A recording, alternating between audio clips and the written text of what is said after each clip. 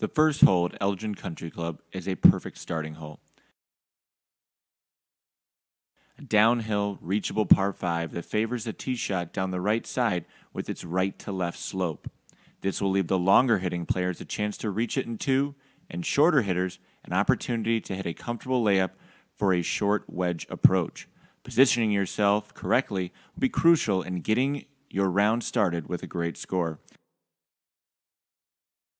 Be sure to play shots into this green below the hole with this green's severe back right to front left slope. Hole number 2 requires the golfer consider some strategy to their tee shot in setting up a good way to score. The trees line the right and left side, making it a necessity to hit this fairway. Missing on either side of the fairway will most likely cause a punch-out and brings bogey into play. Using the slope of the left side fairway is ideal to position yourself for a short to mid-iron approach shot to an elevated green. Be sure to add a few yards to play this uphill iron shot. The green here is one of the flattest you will see all day, so be sure to secure a 1 or 2 putt.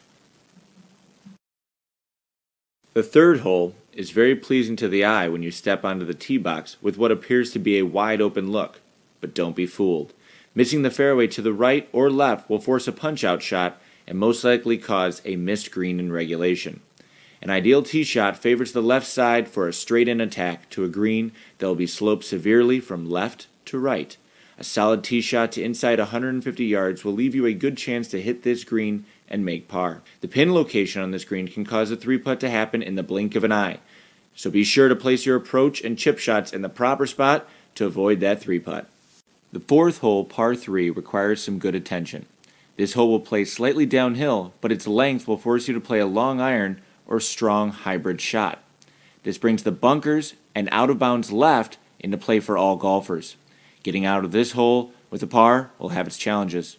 The green is one of the larger ones on the course. Even though it is somewhat flat, making a 2-putt is something to be very excited about.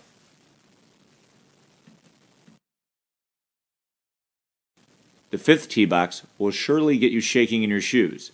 This picturesque tunnel-like shape of a tee shot will put a premium on hitting the ball straight. Oh, I forgot to mention, along with the tree-lined look at the start, there is an out-of-bounds right and 2 bunkers left that love to catch tee shots. Successfully hitting the fairway off the tee will set up a clean approach with a long to mid-iron shot to a bunker-guarded green. If you're able to avoid all the trouble on this hole and escape with a par, you'll surely be ecstatic. This green is very simplistic and one of the better opportunities to get a 1-putt. An average-sized green with little slope, you won't find many of these the rest of the way today.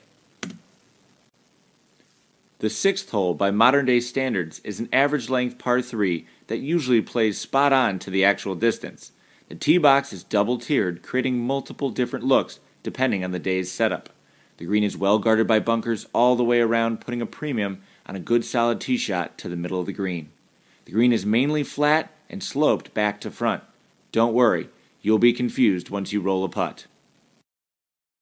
The seventh hole gives every golfer fits. A simplistic look from the tee box can be very deceiving.